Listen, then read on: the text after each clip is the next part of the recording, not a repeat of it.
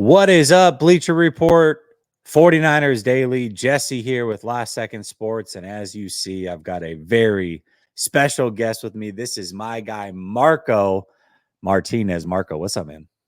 How's it going, Jesse? Fantastic, man. There's a lot of crazy stuff that's been happening over the last week or so.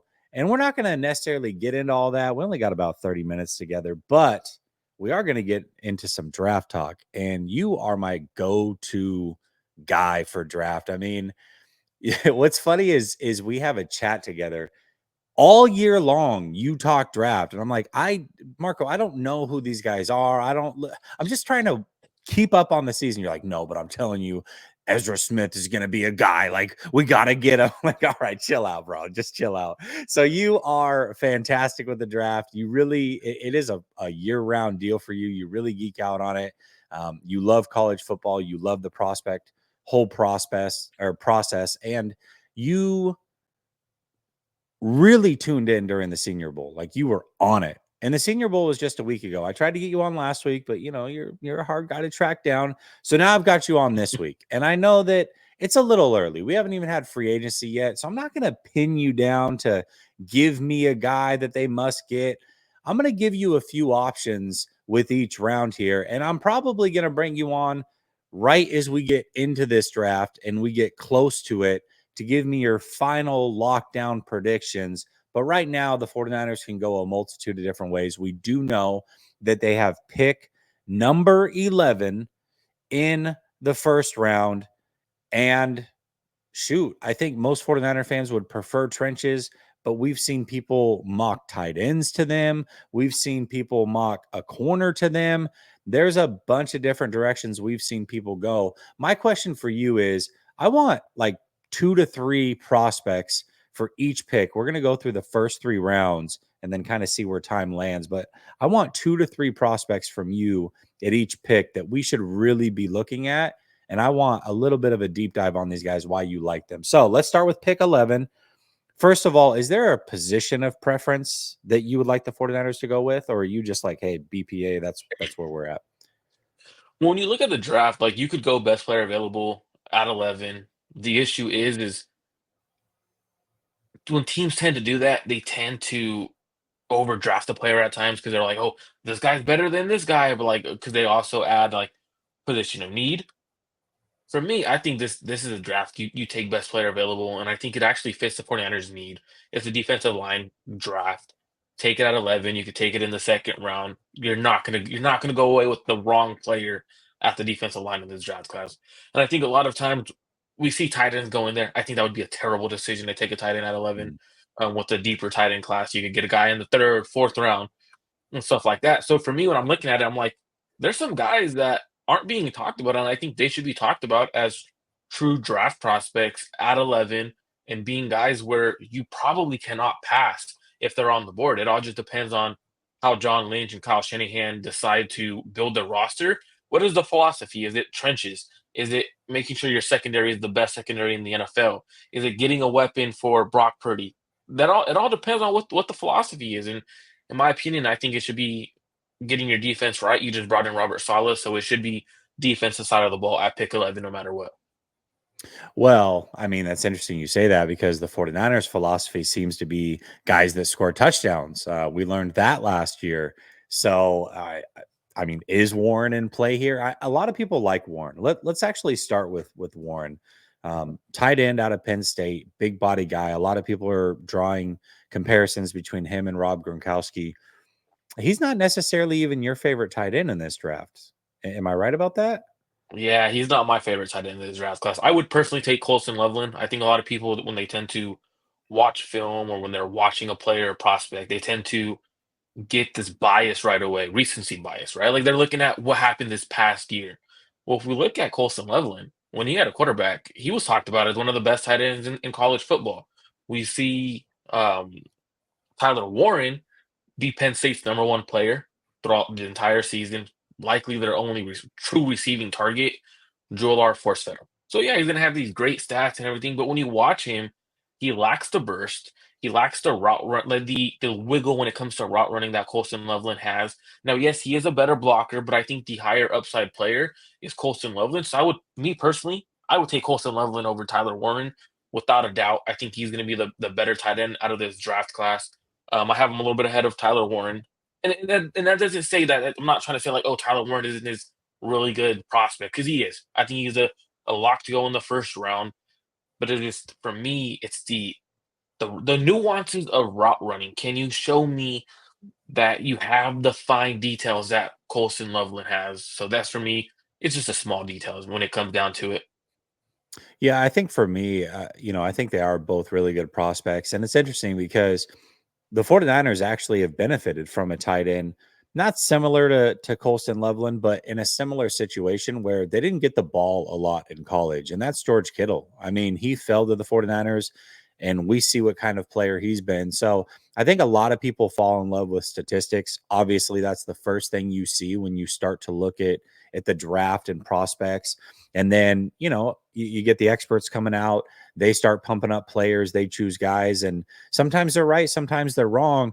Maybe they're right with Warren, but I think that there is a chance that Loveland can be right on his heels, or at least be good enough to where instead of taking somebody at pick 11, like if somehow you could get Loveland in the 20s, another team, not necessarily the 49ers, but I think that they would probably be happy with that. So I think it is close enough. And listen, I do think the 49ers need a second tight end. There's no doubt about that. But at pick 11, it seems a bit rich for me. So I agree with you. I hope they go trenches, specifically D line. Last year was a heavy O line draft. I feel like this year's a heavy D line draft. Tons of different good interior pass rushers and run stoppers, really good edge players. And I think there's a few that might fall to the 49ers at 11. They really might have their pick of the litter. So you're here, pick 11. You've seen the first 10 picks go. Give me 3 players that you think might be realistic to fall to the 49ers. And out of those 3, which one are you going to take? So it all depends on how the draft board falls, obviously. But like three guys that I really think should be there, possibly. If not, they might go right ahead of pick 11.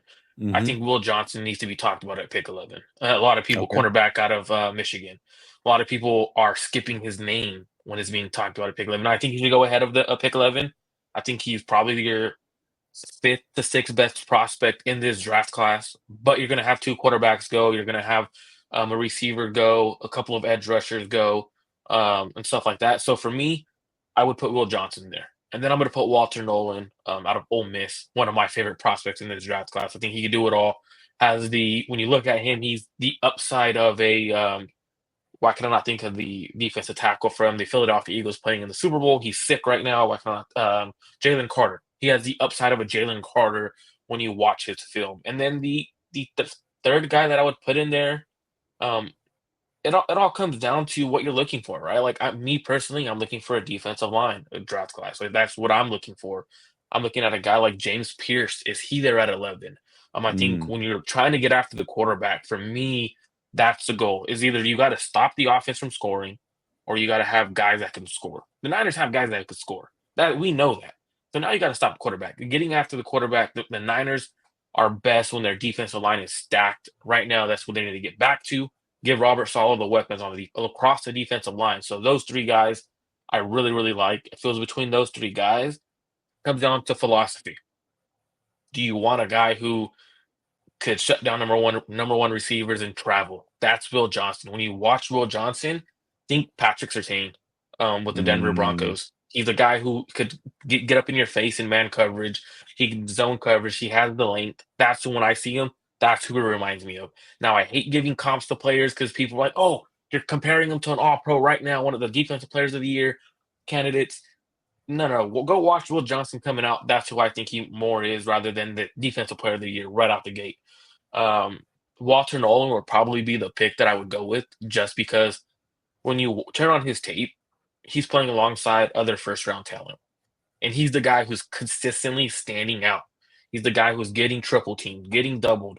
His hands are fast. He's playing with a different wiggle. At the Senior Bowl, people were shocked that he was winning how he was winning, because he's winning horizontally with his athleticism, and he's using his length and his hands, and I thought that was a great showing for Walter Nolan. Now, it may come out down the line. I know a lot of people had issues with him at Texas A&M. They said that he had uh, character concerns or stuff like that. For me, I'm not going off of that because I don't speak to the players. I'm not there in the rooms meeting with them and stuff like that. So I'm not worried about that. Because when I saw him go from Texas A&M to Ole Miss, the effort was there. He's locked in. He became a different player from what I saw on film. So for me, I would take Walter Nolan over Will Johnson and over James Pierce. And I think James Pierce is going to be a really, really good edge rusher that could fly off the edge, has good length and stuff like that. But I'm going Walter Nolan because of the upside. Well, another thing about Walter Nolan that you pointed out, and I thought this was really, really big, is there was some players that did go to the Senior Bowl. They made a name for themselves through the first two practices, and then they jetted out. They didn't finish, and Nolan did not. He stuck around, and I think that does speak to his character. To your point, you're not in the room. You don't have everything on him. There may be something that we're unaware of, but just based off of what you're hearing about his effort being an issue, the fact that he showed up to the Senior Bowl, did not leave, continued to perform, continued to be there, didn't act like he was better than the process. And when I watch him, his motor doesn't stop on film. I mean, he is go from the beginning. I watched a play where he was in a, a five technique on the right side of the offensive line. There was a fumble on the left side of the field outside the numbers, and he recovered it. Like, that doesn't happen if you're not constantly pressing and pushing and going after the ball. So I do love that. And he does play side by side with Princely, who was at one time thought to be a top 10 prospect, maybe not so much anymore, but at least a first rounder, I would assume. I didn't even notice. My eyes didn't leave Walter Nolan. He kept my eyes the whole time. And that brings me to Pierce. Not that Pierce is a bad prospect or overrated or anything like that, but I do have this thing when I'm watching players that they have to keep my eye. And Pierce did not do that. There were multiple games when I was watching where my eyes floated to number 3, which is interesting because when I watch Nolan, he's got a number or first round prospect playing literally side by side with him, and I didn't notice. And I'm watching number 3 for Tennessee, and I'm going, this guy's good. Well, number 3 is a corner. And come to find out, I do some research on him. He's a sophomore, so he can't come out. He is a state champion in the high jump and long jump for Texas. He was an all SEC first team player. Like, he's an absolute stud. So it's not like my eyes wandered to some bad player. Really good prospect. He's going to be a stud when he comes out probably next year. But that was a bit concerning for me because if I have a number 1 prospect, a guy that a lot of people would love to have at 11 and Pierce, why are my eyes wandering? Am I missing something? Is that just, I just my eyes happen to catch this player, or is there some thoughts on Pierce that would maybe give you some reservations as well? No, yeah, he definitely had a down year, especially for a player who was talked about as possibly the number 1 overall draft pick in this upcoming draft, right? Like, people had him going in the first round, and then out of nowhere, doesn't have a good year. And that's a lot to do with the player, in my opinion. I don't know if it's just being at Tennessee, but I felt like at times he wasn't used the right way. They were using like they're dropping him in coverage, and to me, that's not what he is. Put his hand Yeah. in the dirt, let him go get after the quarterback. That's who he's going to be. A lot of times he would miss the sack, so not finishing the play and stuff like that. So there is some reservation. Like, okay, is he truly that guy who's going to impact the game like a Will Anderson, right? If you're taking him top 11, you're hoping he's impacting the game off the edge every single game. Is he going to be that guy? He has the potential to. He definitely does. But I look at it sometimes like, "Ooh, I want my guy," even though you're not being used right. I want you to show up and make the plays consistently, and I think that's his biggest issue is his consistency for me. Yeah, and you're right. I mean, you saw him line up in a 2-point stance, 3-point stance, 4-point stance, drop into coverage. And I'm looking at him going, okay, he's very versatile, but I don't know that that versatility fits in a 4-3 type of defense. I mean, he's going to be hand in the dirt, rushing the passer. When I saw him, I immediately go, oh, Philadelphia Eagles. That's what I thought. I'm like, he would be perfect for what they want to do. But we'll see. We'll see where he ends up. Maybe he is a 49er. I do think he's a good prospect. I like Nolan a little bit better myself. But that does bring me to pick 43 that the 49ers have in round 2. And first round is great. The 49ers have had their misses for sure. Hopefully they don't have their misses this time around. But they've really started to hit like deeper in drafts. And so they've got to hit early, not just with pick 11, but pick 43 has got to be a hit as well.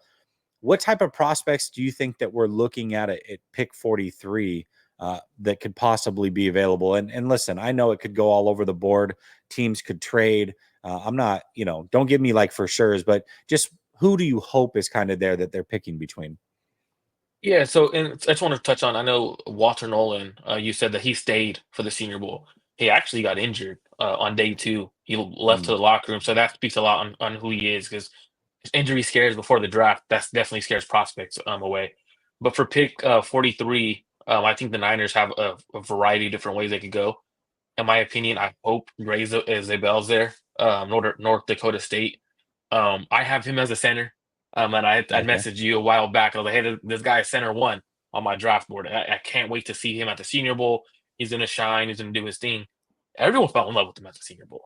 Everyone was Yep. surprised by his Senior Bowl performance. I wasn't necessarily surprised. I felt like he was going to come into the Senior Bowl and show everybody that he was the best center prospect in this draft class, that he was one of the best guard prospects in this class. And if he's there at 43 for the 49ers, I think it's a no-brainer. I think you take him knowing that your franchise quarterback, potentially Brock Purdy, who you're going to pay, needs offensive lineman. He needs a center. He needs a left guard possibly. That would be the perfect pick for the 49ers. Now, he might not be there. A lot of teams after that Senior Bowl, they saw him maybe sneak into the first round. Maybe a team takes him right before the Niners at pick 43. I have a couple other guys for you. If you go defensive tackle, it doesn't hurt to get an edge rusher opposite of Nick Bosa. If a guy like Princely from Ole Miss is there, why not pair? You know what a team did in the Niners division? They The paired an Rams. edge rusher and a defensive tackle, and it's one of the best rookie tandems in the NFL this past season with the Rams. I think you go Princely if he's there. Another We've couple of seen that. guys. Hey, we've seen the Eagles have success with this too. I mean, how many Georgia players did they take?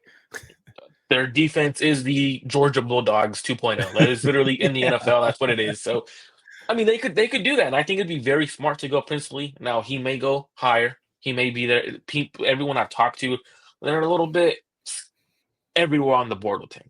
I've had people talk to have him at the end of the first. People talk to me that are like, he's late second. He may be there. I don't know. But other guys that I really like, Trey Amos as well as Maxwell Harrison, 2 cornerbacks. They both played really well at the Senior Bowl. I think you could get one of those guys there at pick 43. You are most likely losing Charvarius Ward. Do they trust Darrell Luter to step in and be a starter? Do they look for a corner to start? Having young corners who are cost friendly, playing at a high level is definitely impactful for a team because you Mhm. just paid Denomina Lenore. For me, I personally would take Maxwell Harrison over. Now 5'11", smaller frame, 190, 195. I think he's gonna get in your face. He can blitz, a guy that's gonna make sure he's better than you. He is going to Mm. be a talker. That's what I like about him. His only issue though is his vertical speed. Um, that's something that's questionable. When you're talking about Trey Amos, he's more of a bigger corner, 6'1", 195, 200. Again, a guy who could play up in your face. He could play in the zone, do a lot of different things. I think the Niners got to get a corner at some point in this draft within the first 4 rounds. You can't come into that outside corner spot with the question mark or at that nickel spot with the question mark. If you really believe Bernardo Green could step outside, you got to find someone eventually to start at corner. So those would be my guys. Ideally, the pick there is Grays the Bell. So you would start with Walsh Nolan, Grays the Bell, defensive line, offensive line. probably 2 home run picks, and we might be talking next year about a deep playoff run if those are your first two picks in the draft. Another player that's pretty popular at this pick, when people mock Dre Greenlaw may or may not be back. The 49ers, believe it or not, need a lot of different a lot of different positions. They really could go anywhere. Is Jihad Campbell. What are your thoughts of him, linebacker out of Alabama? I think Jahad Campbell goes in that first round. I really do. I think a lot of teams Okay. are going to look at him. They're gonna see a capable linebacker, and when you start getting towards the end of the first round, right, you Washington. start seeing you Washington, right? You start seeing teams who they're looking for a guy with good size, the speed, the acceleration to go sideline to sideline against the run, good eye discipline when you're watching him. So for me, I'm looking at him like, okay, this is a guy who potentially can be an impact starter right away. And I picked 30, or I would say probably 27 to 32. You're looking for a guy that can come in right away and start. Usually those teams Mm, don't have many holes. There are less holes than other positions. So does a team take a risk? I don't necessarily think it's a risk at linebacker. Me personally, I don't think it's the greatest linebacker class that you can take from. Um, for me, I wouldn't take him at 43, even if he's okay. there, Okay. because of the fact that I think you could get a better linebacker a few rounds later. In terms of what I mean by that is value wise. I think Yeah. linebackers, yes, they're very valuable when you hit on the right ones, but bring me a linebacker like Carson. I don't know how to say his last name, but from UCLA, you could bring me him, Danny Stutzman, from Oklahoma. Those kind of Yeah. guys, those guys for me are more valuable later in the draft, even though they're not they don't have the upside of those guys. I think Swear Singer, I know his last name's Singer, Swear Singer. I think he might be the best linebacker in this draft. And I know a lot of Interesting. people are looking at him. I think he may be he's up there for me. When I watch them, it's like there's not much separation. You may be able to get him a round later. Some teams may see it how I see it, and they take him in that second round, first round range, whatever they may view it. But I would not take Campbell at pick 43. It's interesting because the 49ers just might be in that awkward spot where they miss out on the guys that we end up really liking as fans. But once you get to round 3, they've got 2 picks. They've got pick 75 and they've got pick 99. And this is where they can really clean house. And they've, done a great job with compensatory picks in the past and gaining them. They've been very spotty in round 3. I'll say that. They've definitely been spotty as far as their drafting, but they've got another chance here at pick 75 and pick 99. Give me some players that you're looking at in the third round that could be available at either one of those spots. Yeah, so definitely the linebackers that I just talked about, right? Carson, Mhm. Swaysinger. You could also go one of the other linebackers in that range. I also think Danny Stutzman could possibly be a guy like that. And pairing him with Fred Warner, you're not asking them to be that dude right away. Like you're not, hey, you're Yeah. coming in.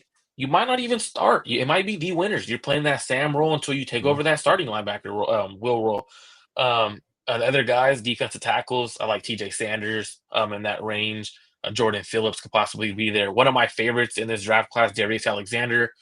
A lot of different sites or what if you're looking at where he's ranked. When you after you hear this, you might want to go watch him and or look where he's ranked. People have him in the 200s. Ridiculous. This guy is going, but he's going before the end of the third round.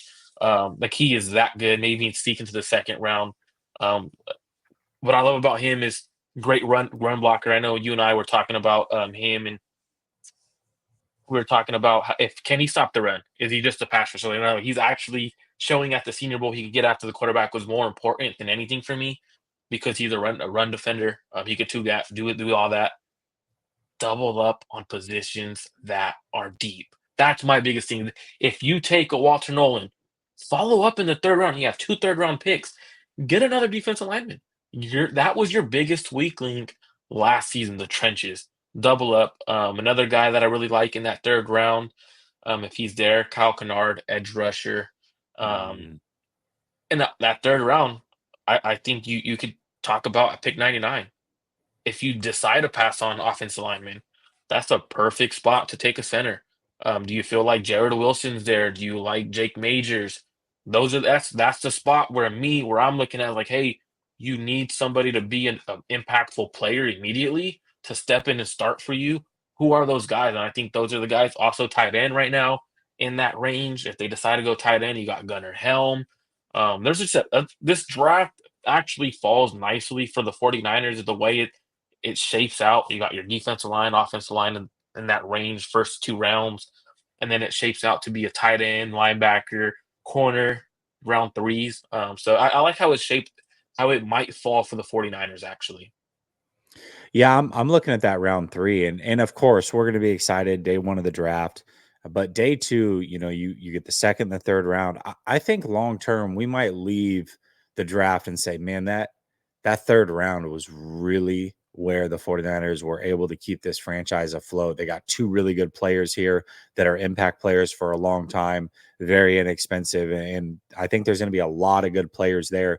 Talk to me. I've got a couple other prospects here that a lot of people have talked about, may or may not be there. I know that at least one of them is kind of projected to go the end of round 2, but when you're projected to go the end of a round, you could easily slip. We see it every year where players that are projected at the end of round 1, they slip into the middle of round 2, and everybody's shocked. And that happens every draft, every round. So talk to me about Deion Walker, defensive tackle out of Kentucky. Now, I don't know that he's the guy per se, but here's what I will say. You did talk about, okay, if the 49ers go Walter Nolan, pairing them with another defensive lineman later. And I think a lot of people look at edge specifically when you say that. I look at it and say, okay, Walter Nolan he's good at good run defense, but really he can get after the passer. And I look at like what the Eagles have over there, and it's like, okay, well, they got their 2 guys from Georgia. One of them is a real big body, gap eater, space eater, double team type of guy, and allows you to get nasty in the run game and keeps linebackers clean. And then the other guy is their true all around. He can do both, but he really can disrupt the middle of that pocket on passing downs. And I look at pairing Walter Nolan with somebody who's a big body guy who can help him out and take on some double teams. And I would love that. Maybe Deion Walker is that guy. What are your thoughts on him? Hard path. And when I say that, it's not because he's not a good prospect or anything like that. For me, there's just too much of the negatives when I watch Mm, him that stand out for me, right? Standing straight up, giving his chest up as a run blocker at times, not a good pass rusher. So for me, I'm mm, watching him and like at the Senior Bowl, everyone's like, "Wow, really impressed by him." Really, like, no, you guys are impressed because he's a big guy and he's had a mm. couple of highlight plays. The better big guy at the Senior Bowl, who was 6'7", 340, was Cameron Jackson. And we're being real. I thought Yeah. he had more wiggle as a pass rusher. He could stop the quarterback. You could probably get him a round or 2 later. So I'm watching him like, okay, Deion Walker, you have the size. You do have those beautiful highlights where you're just driving your guard, the guard in the backfield, and you're looking great as a run defender. But as a pass rusher, slow hands, they're inaccurate. You have the length and everything, 34-inch arms, but it doesn't look like it. Like I don't ever see him use his hands to double swipe, get his hands on first, and then work off of that. Don't see it. So for me, I would rather pass and take someone who could actually stop the run, a guy later, or even in that round, right where he's supposed to go. And Alfred Collins, Omar Norman Lott from Tennessee, um, Jordan Phillips. For me, that's where you take Darius Alexander, a guy who's a really good run defender. Now, I know you're looking for like that big body run Mhm. defender, but some of these guys are really darn good run defenders, and they give you that pass rush ability. So when you're on the field, there's teams where they see the big the defensive lineman. Like I won't be surprised if the Chiefs, right? Anytime Jordan Davis is on the field, let's go play action. Mm. You're put now you have one less guy to get after my quarterback. So for me, if you can't be at least respectable as a pass rusher, a lot of teams are gonna attack you. Another guy, Joshua Farmer out of Florida State, Mm. 3'3", 320, like a big body run defender, has a little more wiggle room as a pass rusher. JJ Pegues, Ole Miss, 6'2", 330. Like they have a little bit more wiggle though as a pass rusher ability. So for me, Lower hard center pass of on him. gravity naturally, yeah. Another player that really took off at the Senior Bowl is Femi Oladejo. What are your thoughts on him? Edge out of The UCLA. edge, right? So Yeah. it's interesting. So when you watch guys like this who are converting from linebackers to edge rushers, you're gonna see a less skilled or a less more of a raw prospect. But what I like about him is he was very detailed. And for me, when it comes to a guy like that, you're probably taking him in that third to fifth range, depending on how you see upside wise, right? I love the speed off the edge. He was using his hands. He was using length. Like that's to me, I'm like, whoa, normally you don't see that from a guy converting to an edge rusher. So for me, I like it. You're getting that edge speed opposite of Nick Bosa. For me, the biggest thing though was when he had a bad rep. What was his reaction? Because a lot of times you see guys like that, they put their heads down, they want to walk away from the play, they're frustrated. Not him. He was going to a D line coach. What did I do wrong? Because he's Mm, still learning. So that for me, that's what I thought. Like I enjoyed having some of the film was like you're watching this player immediately lose. Okay, you may have lost a rep, but immediately, coach, where am I? And we also saw the 49ers defensive, or actually a linebacker coach, I believe, or defensive coach, KJ Wright, a couple of times, yeah. getting hands on with him, teaching him, did something they worked on, and I thought it was pretty unique. They did something they worked on in individual drills, one on ones, and they're working on it. He did it in a live rep in one on ones, and we see KJ Wright sprint to him to congratulate him. Like to me, I'm like, I like that. A player who worked on something during individual drills, it put it straight to the test during one on ones. That's something that hey, the IQ goes a long way, and I like what I saw from him.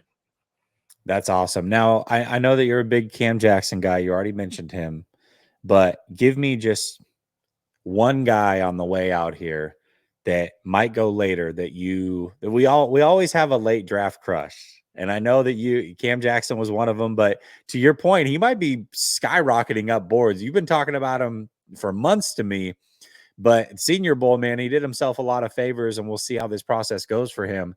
But give me a player or two on the way out that you really, really like that might go round 5 or later. Offensive tackle. I'm gonna give you guys a small guy. And this guy, I was kind of on him in rough. Like, I texted you about him in November. You guys are like, bro, you're watching a small school. And I thought it was hilarious. Like, you're watching a small school guy right now. What are you? Do you not have a life? And I was like, probably not. Carson Vincent, offensive tackle, HBCU kid out of Alabama A&M. Um, Big frame, 6 foot. I want to say he measured at 6'5". He has the length. He has the athleticism. Go take him in the if he's there in the late fourth, fifth round. I think the Niners don't have a fifth rounder, but if he's there, go take this kid. Let him learn from Trent Williams. It's only going to benefit him. I think he could possibly be your future. You let him develop. You get a guy like that, 6'6", 6'5", 315, athletic freak. Go get him. Let him be your dominant player. Um, Another guy I would throw out there. What position? What position are you looking for? Oh, give me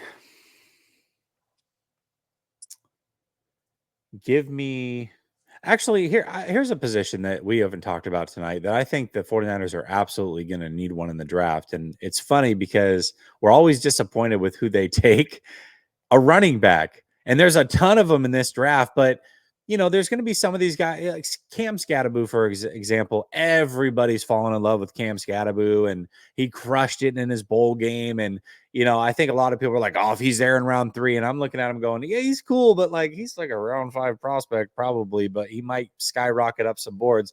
Give me a running back, a deeper running back, a guy that you think is going to go later in this draft that could really make some moves here.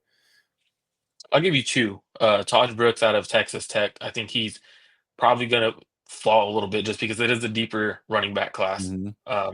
Fifth year player. So you're not going to get your teams are like, okay, he has a little more thread on his tires, but he's a bowling ball. Great contact balance. A guy who's not going to blow you away with his speed, but he's a pass catching threat. He's reliable. He's gonna pick up blitzes.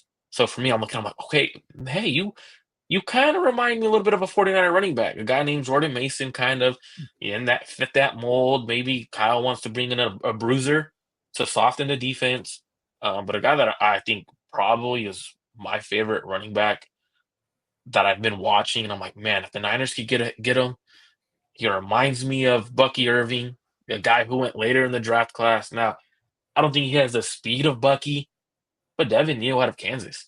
Okay. When you're watching him, that outside zone, the wide zone scheme that they run over there, I think he's a guy with the ability to be a 3 down back, catch it out of the backfield, and be someone that Kyle Shanahan could eventually turn the keys over and be like, hey, we're going to use you more often than Christian McCaffrey in certain games because we want to keep Christian McCaffrey healthy throughout the season.